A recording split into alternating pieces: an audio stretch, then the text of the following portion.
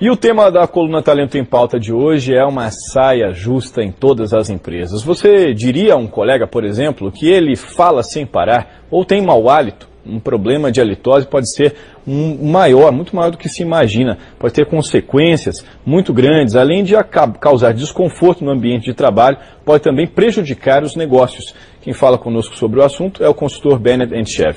Olá, Bennett, bom dia. Bom dia a todos. Como é que se faz um caso desse? Pois é, esse problema é mais comum do que a gente imagina e afeta uma boa parte das pessoas que trabalham. E isso afeta tanto homens quanto mulheres, né? O problema do hálito, às vezes da sudorese, né? A pessoa sua muito, às vezes com odores. E o mais grave é que as pessoas não dão feedback e, portanto, a pessoa não percebe e assim ela não consegue corrigir. Há uma certa, vamos dizer, uma inibição de você achar que vai ofender a pessoa ao você abordar esse assunto de forma direta. Veja, semana passada no meu consultório lá, eu recebi um cidadão, ele estava tão nervoso que sem querer, num determinado momento, começou a limpar o nariz. Na hora de despedir, ofereceu a mão. Olha, como é que isso vai fazer? Você dá a mão ou não dá a mão para o cidadão? Eu olhei para ele e digo, olha, sinto muito, desculpe, mas você estava nervoso e você fez isso. Ele ficou tão encabulado, né? Mas ele agradeceu, porque esse era um hábito que estava incorporado à vida dele e, em função disso, ele cometia esse erro muitas vezes. E claro que numa entrevista de emprego, às vezes uma promoção, eu já vi num comitê de avaliação um cidadão não ser promovido porque ele tinha mau hálito. E nunca ninguém teve a coragem de dizer isso para o cidadão.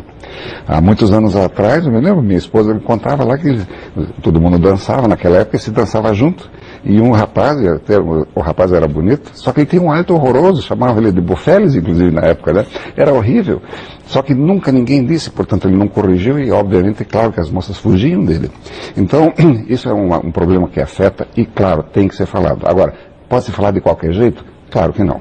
Como é que se faz, então? Primeiro tem que ser ligeiro. Tem que ter uma certa liberdade com a pessoa para falar uma coisa dessa. Isso, e mais, tem que ter uma certa autoridade para falar isso, porque isso não pode ser um bom conselho. Isso, na verdade, deve ter um sentido de orientação.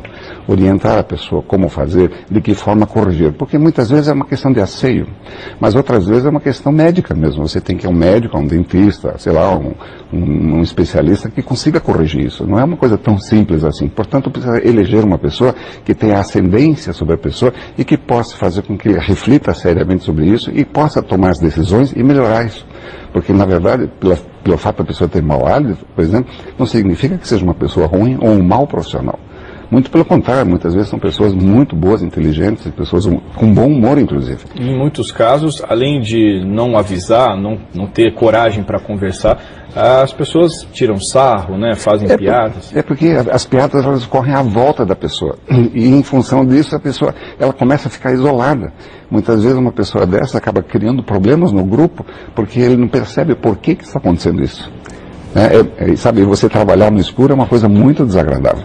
Então, se você tem esse problema, peça o feedback.